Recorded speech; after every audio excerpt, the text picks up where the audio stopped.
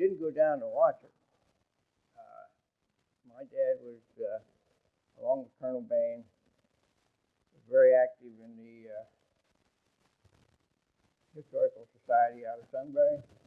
I think Sunbury County Historical Society. And he was also sold a lot of equipment to the soldiers around. And he got interested in between the 3 or 4 of them raising enough money to build a ramp. So he started.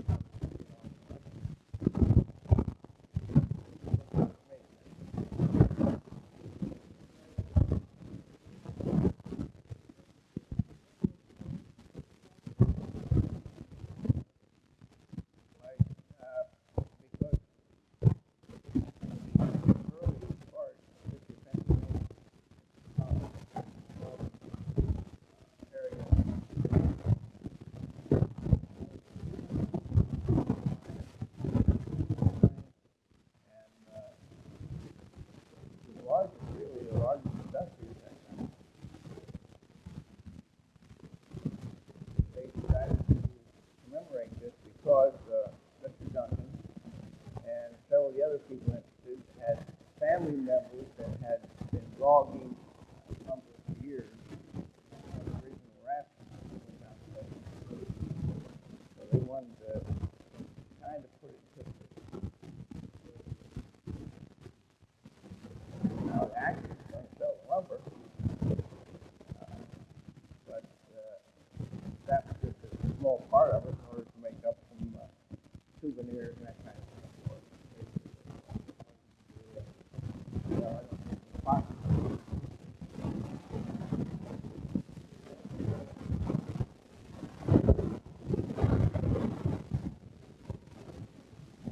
No, not really.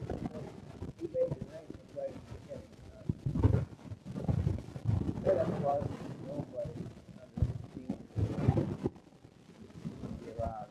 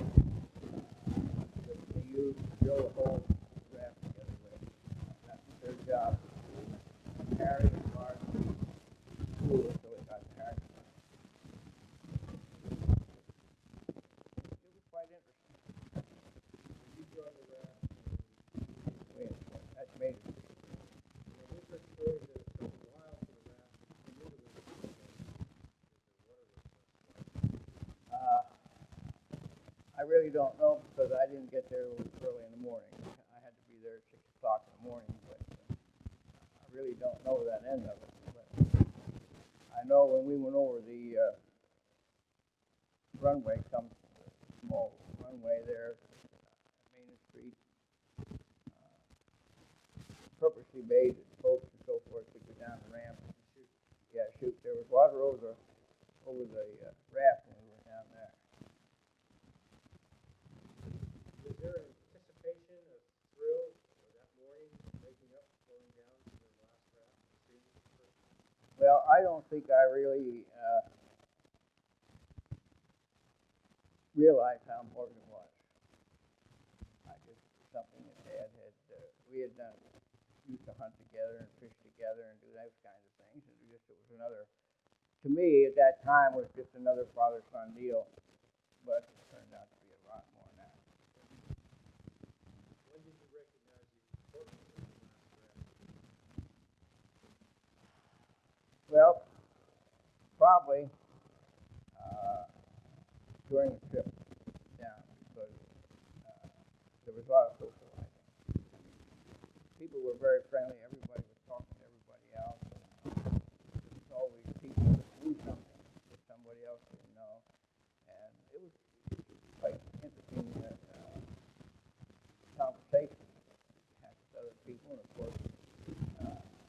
surprising that they were from all over the state of Pennsylvania. Crowds and everything that were there even to get started off in the morning.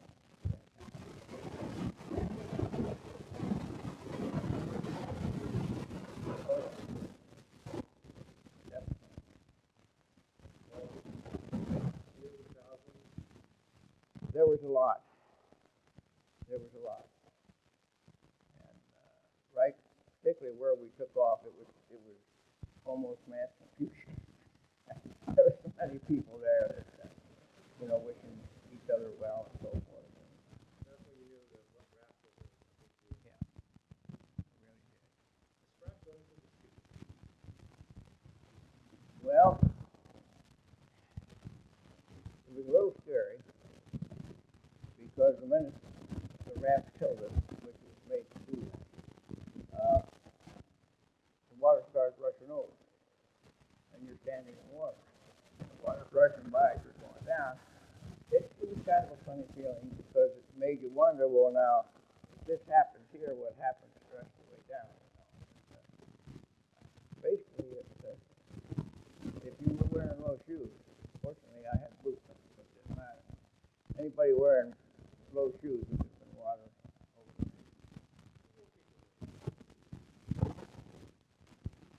Well, heavy coats, winter gear, pretty much scarves, and gloves and scarves and gear.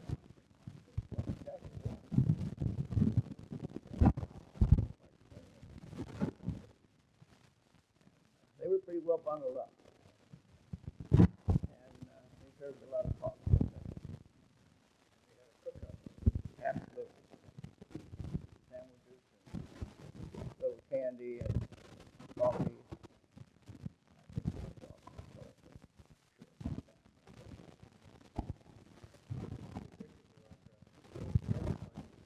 I think they had some coffee. Most everybody that I saw was drinking coffee. Oh, that was the one hole. It was rustic. It was exactly like it was built 80 years ago. That is 80 years before the raft was built. And it was built on a hinge so that it could be laid down if and when you got to a bridge that when you wonder they could lay it down so it didn't get knocked off. And ironically, it survived the crash.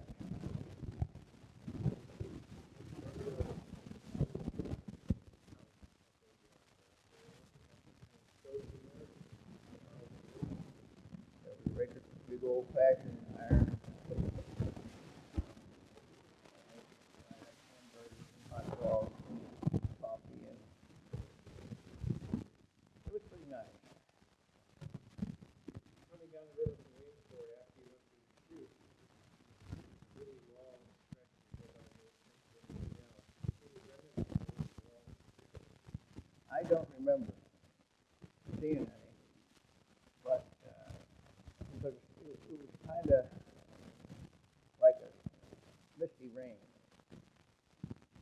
all the time. The time we left Williamsport on down, it wasn't actually clear and so forth. But I don't remember too much. Of course, my dad and I were going around because he knew so many people, and I was meeting a lot of people, and people asking questions, talking, and having a good time. And some of the old timers were playing their little tricks and so forth that they did on each other to keep things going nice. They had little tricks that they pulled.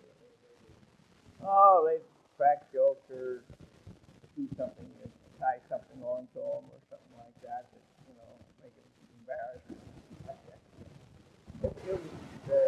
They were having a lot of fun. I mean, everybody was like, everybody was friendly. I met,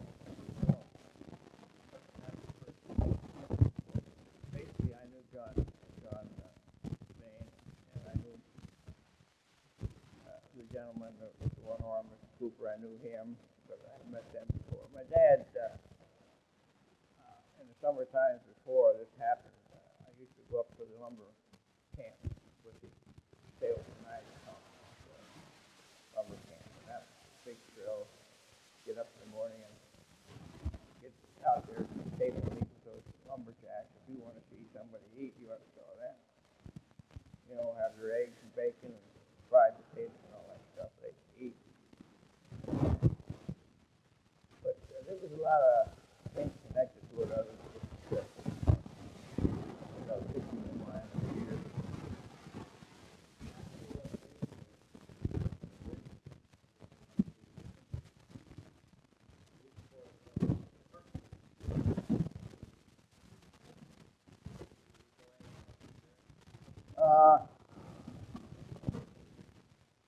Would that be the bridge before the railroad? Yeah, we scraped on that as we went through. Scraped the side of the raft, kind of scraped on the side. And I think that woke a lot of people up. And actually, that happening probably saved my life. After this happened, I don't know how far it is between the two bridges, it's not far. But my dad went over to Mr. Cooper, and he knew the river. Well, Father asked him, where was the safest place to be if you had an accident? And, well, he said, come with me. So he took us to the back left-hand corner of the picture. He said, now come get here and move on. Well, we had no sooner got there. Somebody hollered, my God. So he said, brace yourself. So then the next thing I remember was coming up out of the water and just nothing there. Nothing on the raft. My father and I and the one paddling. Everything was gone. The force of the raft hitting the bridge made such a large rush of water. It wasn't the shock of hitting the bridge, it was the rush of the water going up against those piers.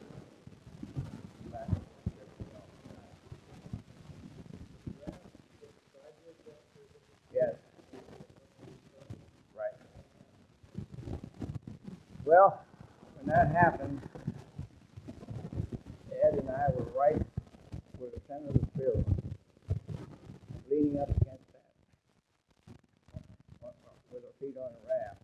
And I remember calling up, looking up and seeing people on the bridge, and hollering out as loud as I could, "God sake, get some help." Well, the raft slid off there. And we got a little soaking again, so we were underwater again. And then it righted itself and just slowly went over to the next pier, turning down through. Cooper, who was standing beside us, heavy set man. And when the raft started to right itself, to go through the piers, I saw Mr. Cooper trying to pull himself on the raft. You'll have to give me. So my dad held me in the back of my pants and onto the crossbeam over.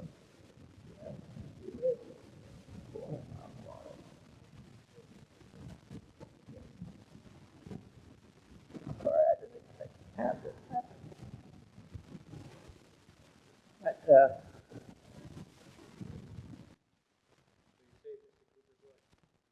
well, I was the instrument to save Mr. Cooper's life. But it was a payback because if he wouldn't have given us the information, we wouldn't have been there to save his life. Now, on the raft, there were no life preservers. I don't remember seeing it. Everybody had heavy woolen clothing. But there were some flotation devices that we have heard about. Some firewood? Well, there was firewood, and I think firewood saved some lives because there were people that, as we were going down the other side of the bridge before they took me off, I remember seeing people holding on to lumber and to each other and to everything else. And thank God for those people that come out there in boats. I mean, they were bailing water out of the boats to keep them afloat. I mean, anything that would fit in the river, they put in the river and come out to help. I had nothing but absolute love for the people of the area around Muncy for what they did that day. If it wouldn't have been for them, it would have been just about everybody. I mean, a few stronger might have made it, but there'd have been a lot more casualties if it hadn't been for those people coming out. And they disregarded safety and everything else just to pull people out of there. Prior to the crash, we've heard stories of a man on the rear sweep that said that the cause of the crash was too many pilots out there. Do you recall any conversations between Stutson or Harry Connor or Jack making anything to you about too many pilots aboard shouting conflicting orders? I don't ever remember anything like that because the time that elapsed from the time we knew we were going to hit till we did was so short, and there were 2 or 3 men on each oar attempting to right it up. It was too much weight. You said they came to get you off the raft, and after it hit, one round went through first. Were there people floating in the river? Oh yes, all over. I remember seeing John Bain and his wife off to the right. That's 2 people that I knew well enough to know who they were and the way they were dressed. And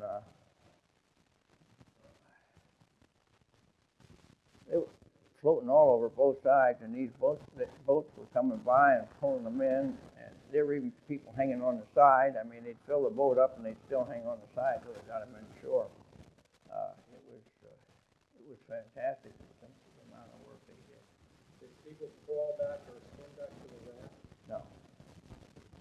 No, a couple of fellows jumped out of their bastards out of the boat in to help my dad get the raft into shore. I mean, that's a long, hard process, even when you're prepared, because you have to get it in close enough to shore, and then they had rope on the front and the back, which they would throw off, and the people would get them and wrap them around the tree.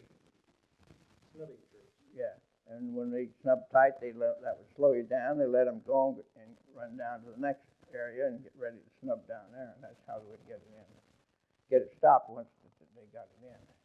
So your dad, yourself, and a few other men manned the sweep oars to bring it into the pond?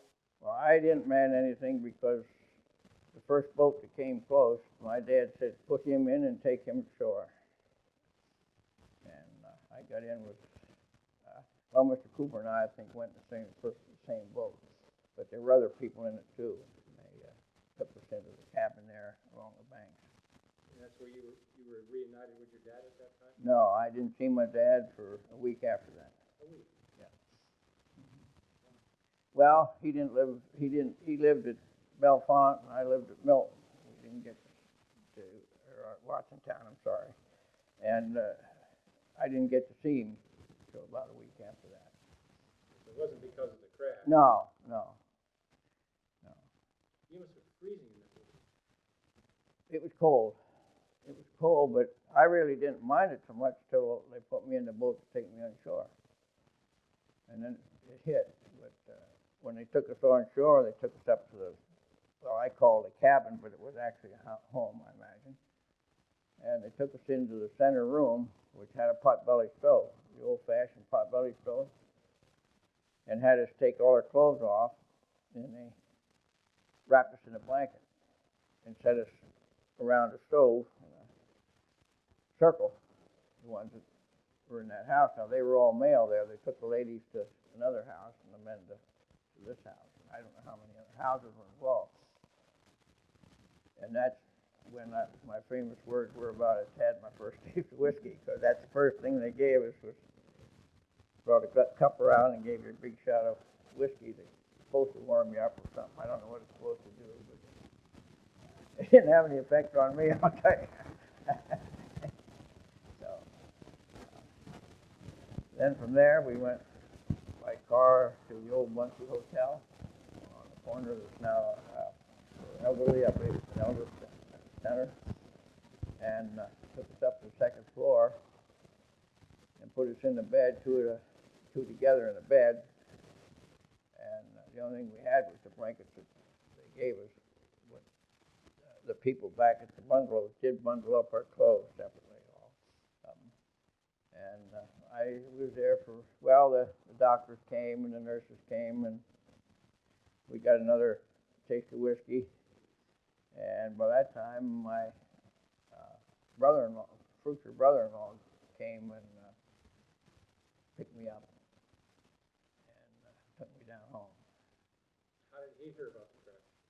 Well, I guess he was on the. They were all on the listening to it on the radio and stuff wherever it was being broadcast. Of course, it wasn't TV at that time, but I think he heard it over the radio or he got a phone call. I don't know whether they called having to list the names or not. I don't really know, but they called him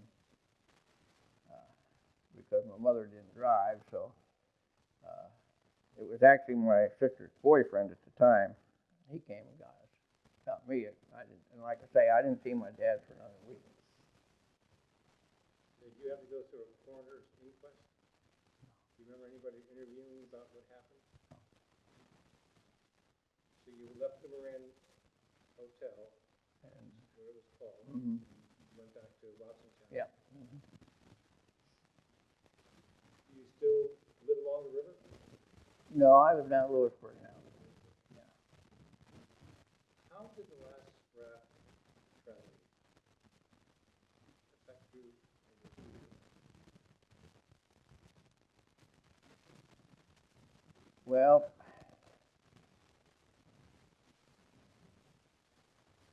it made me realize who was in control. I wasn't. The individuals weren't. A power that's so great that, I actually believe, and I'm not saying this in my head, from the bottom of my heart, that nobody is born in this world, regardless of the circumstances, except the will of God. And I do believe, too, that nobody dies, regardless of the reason, except to be His will. And I've been very fortunate. 7 times in my life, I should have died.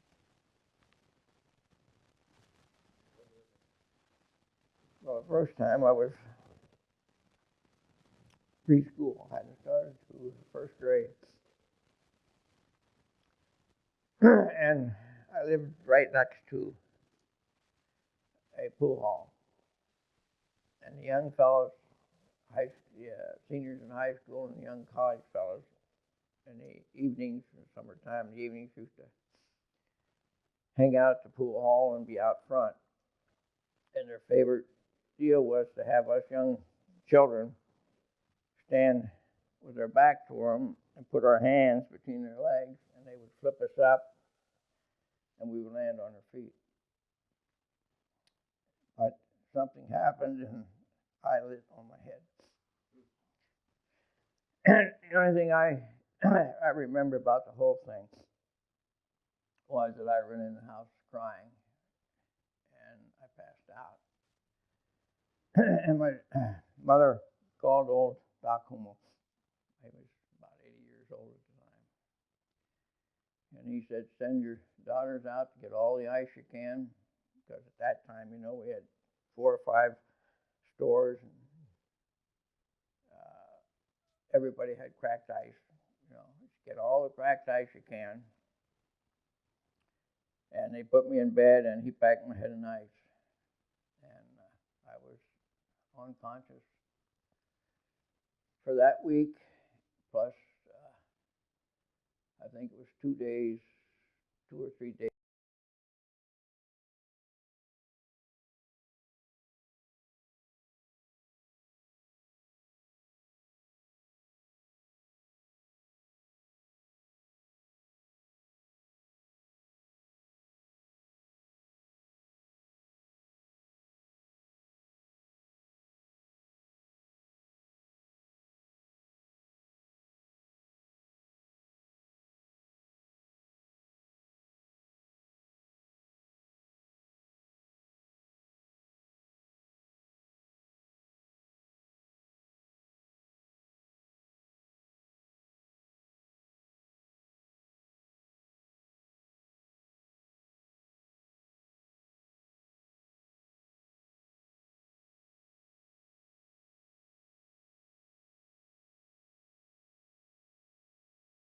Later in the second week, I woke up crying.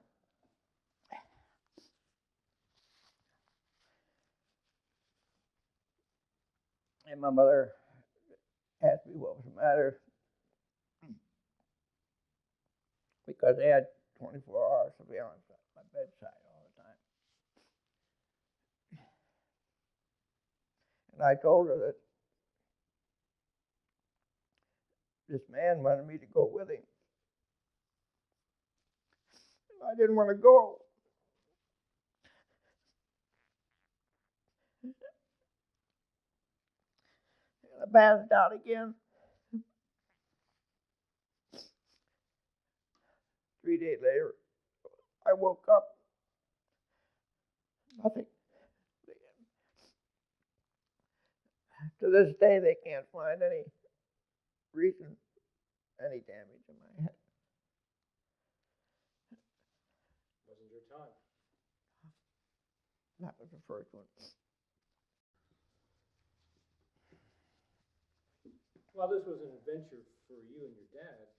Did your mother support you going on the raft? Oh, yes, yes. Mm-hmm. And why was that? Well, she never restricted me for doing anything. She thought it was worthwhile, you know, and she didn't see any harm in it. Well, nobody did really, comes to it, but it was an experience.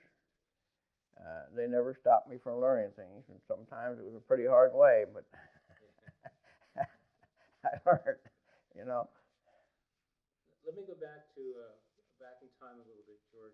You said there were 7 times that another force saved your life. Mm-hmm. You mentioned 2. Well, the third one happened when I was about, well, the third one happened, oh, actually, it would have been really the second one. We went to swimming over across the river down in Wood there at Goody Kuntz's Grove. It used to be a creek where they're swimming. And I fell in, couldn't swim. I was only a little yahoo. And my dog pulled me out by the seat of the pants. And I would have probably drowned until somebody got there, because nobody knew, was paying too much attention. You know, we were a big picnic, and us kids decided to go down the creek and go swimming. And the dog went along with us, and the dog pulled me out of the water. Then the fourth time, I'm part of the reason why you have a new bridge at Allenwood, because I came across that bridge and I hit from one side to the other. I had 2 young fellows with me. That bridge had a wooden floor at that time, and it was full of grease and oil over the years. And they said something, and I reached down to change the radio, and I hit the side of the bridge. And from there on that, we just kept hitting a quarter of a inch carriage bolt, kept us from going over the end. And we hit every way in which, and some guy was coming on the bridge, and he got scared and stopped and put the brakes on, and he stopped us from going off the end of the bridge. The first boy, well, the two boys fell out. The one got a little nick on his arm, the other got a little scratch under his eye. When I get out of the car, opened the door, the roof caved in. I didn't get a scratch. Not one scratch. What year? Well, I was just over 16. So that would be, what, 39 or 40? Just after the war. Yeah. And then the last one was during the war. I was training with the 82nd Airborne for a mission we didn't know what it was. And we took off for the next to the last jump we were to have. And a rainstorm and a windstorm hit at the time, and we ended up lighting in a tree area. And I hit the ground. I woke up. The parachute was pulling me across the ground, and I managed to get it stopped and get to my feet. And that put me in the hospital. And if I would have finished, I would have gone with this unit. I was in the hospital. The second month I was in the hospital, I received a letter from one of my friends. You have to forgive me here because I trained most of those people from basic to advanced training to jump training. And I got a letter from him that he was in the hospital in China with a shrapnel on his hand. Now, to make you understand more about this, they jumped on Burma.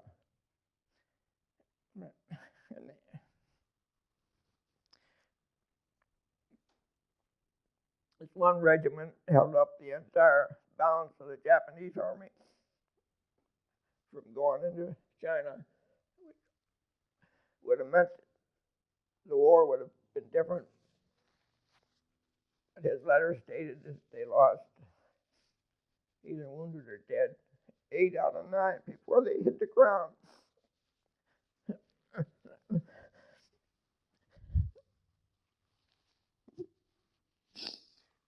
again, it wasn't your time. I trained and knew all those guys. But it wasn't my time. So I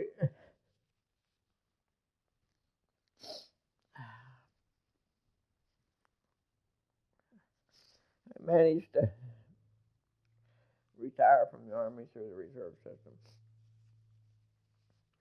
as a first sergeant. But I can't ever forget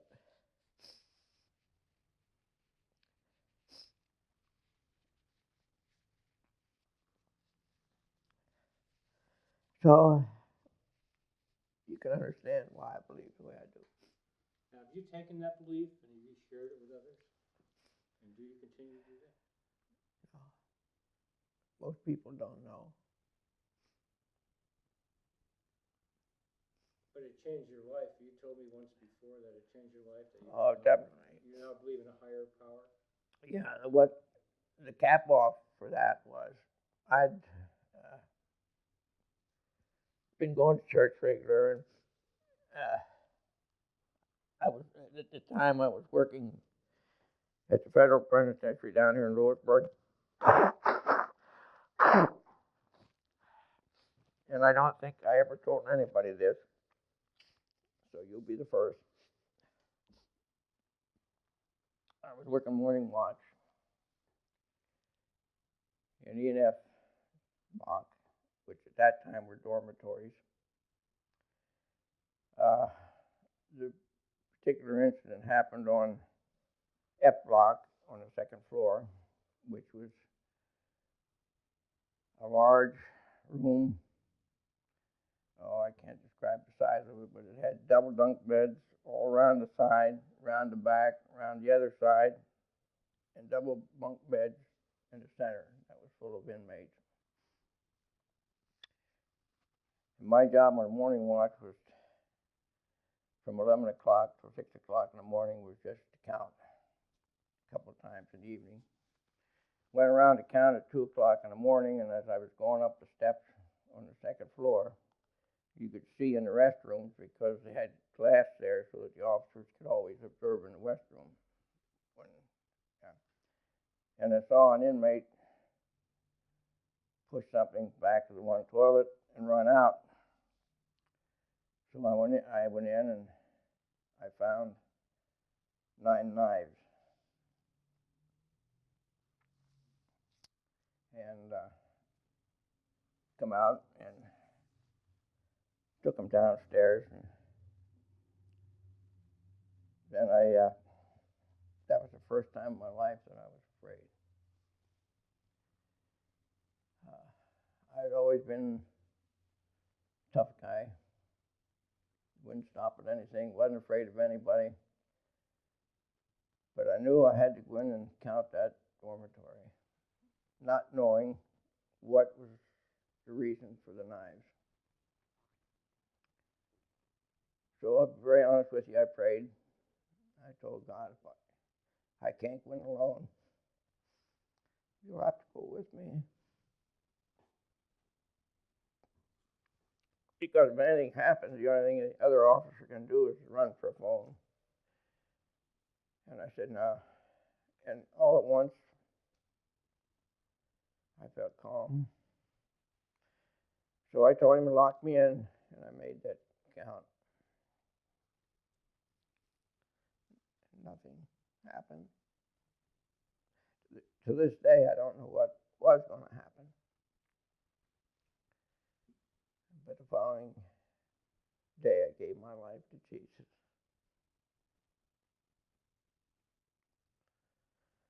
Which I should have done years and years ago. So I'm a born-again Christian. Who survived the Last Raft crash. Who survived the Last Raft. And nobody will ever convince me any different.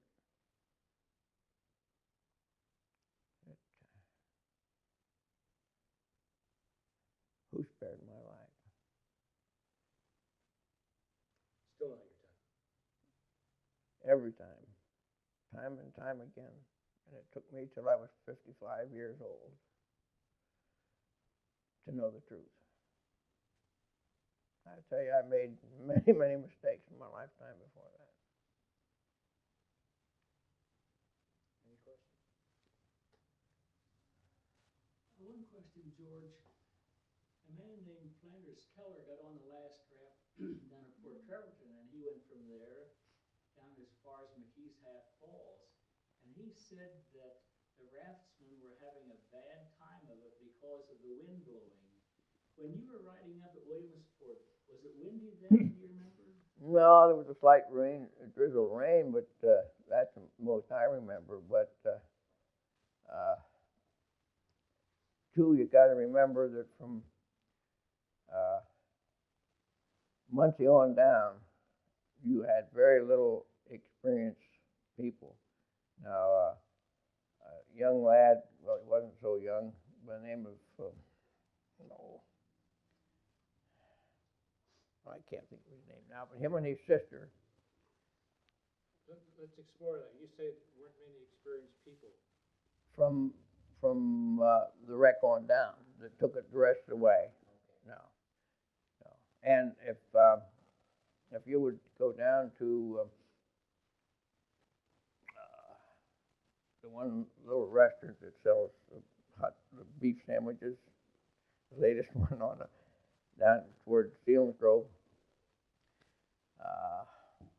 Can't think of the name. Anyway, they have a big picture on the wall that belongs to the Susquehanna or Snyder County Historical Society. That shows a picture of the raft after the accident. And when they were taking it down the river, they took this picture, and you could see a boat motor attached to the back.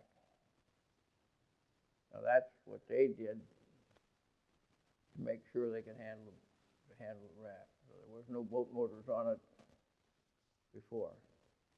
But it's a very beautiful picture, and if anybody wants to see exactly what it looked like now without the house and everything on it, that's the picture to look at. Any words of advice for people who want to go for raft rides today? If you feel that you want to take a ride on the raft, take a ride on the raft. Just you know who to trust when you get on there. Don't trust the river and don't trust the people. Just put your trust where it belongs. I don't care what you do. Trust comes first there. I have a question. I have two questions, George. Were you a swimmer by the time you were on the raft at 15? Did you know how to swim? When I was hadn't hadn't gone to school yet. My dad and a young lad that had just finished school, college as a coach, but couldn't find a job. We were out in a boat down at Watsontown for a boat ride, and I was probably 6 the most. And he asked my dad if I knew how to swim.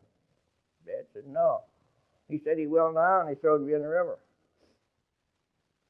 Dad said he's going to drown. He says no, he won't. He's going to swim.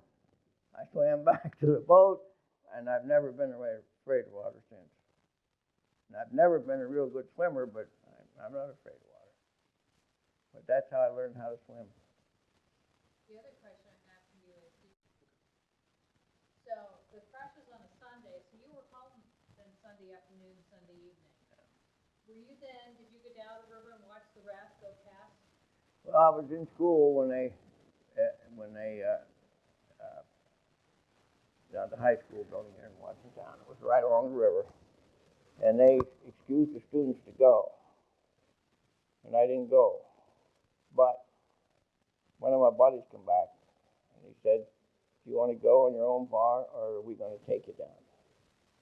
So I went down, and instead of going on the bridge to watch it, I went down where they landed, and I talked to the 2 people that I said that had volunteered to go the rest of the way with it, because I had known them for years. Your high school classmates know you were on the raft like that?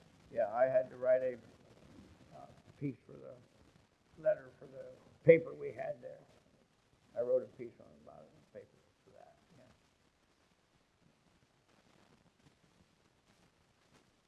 As I understand it, Levi Conger, he would have been a cousin of Harry Conger, the pilot. As I understand, he helped in the building of the raft, but when they got down to the Williamsport area, probably when you got on, he had to get off to have a boil removed from his neck. Do you remember anything about that? I don't remember anything about that. I know that there was very few people on the raft other than the crew and my father and John Bain and a couple others that were on it before that. That were practically everybody that got on was fairly new on it. There wasn't too many people that had ridden it the other ways down. When you were on the raft, you said you got to meet a lot of the dignitaries. Did you get to talk to Thomas Prophet, the cameraman, at all? I talked to several of the cameramen. Matter of fact, the one cameraman, the reason he got killed was when we sideswiped the bridge, he put his gear up on top of the cookhouse and climbed up there. He took pictures of that right up when it hit. Of course, he didn't make it. Did you get to talk to the mayor of Montgomery?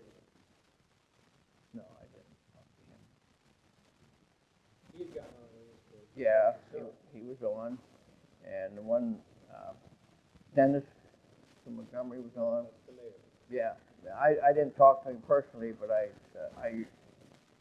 probably said hello to him or something, because my dad took me all around and everybody was saying hello to each other, shaking hands. And he probably didn't remember 10 people after that, but you know, it was everybody talked to everybody. It was a nice congenial group. I mean, there was no snobs or anything in it, and they were always playing tricks on each other. Dad and John Main and all of them had little tricks they pull on each other, and, you know, bets they'd make, and but yeah, if it wouldn't have been for that accident, it'd have been really a beautiful thing. Now they finally did. As I told you before, I know my dad had some trowels made up and some other things that he gave to the lodges around, but I haven't been able to find them.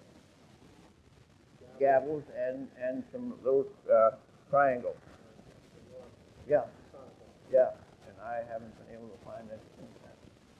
And I never did get mine. I don't know what happened. He was going to get me one, and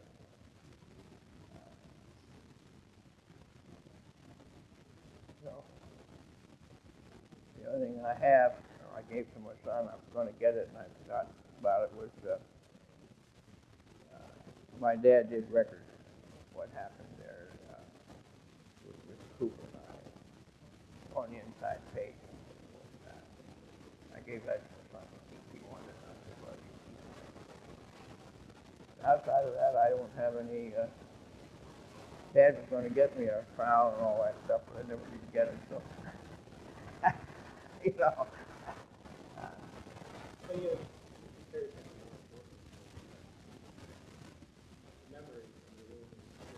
Yeah. Well, you know, I'm sorry I had to break down a couple times. It happens. It seems you can't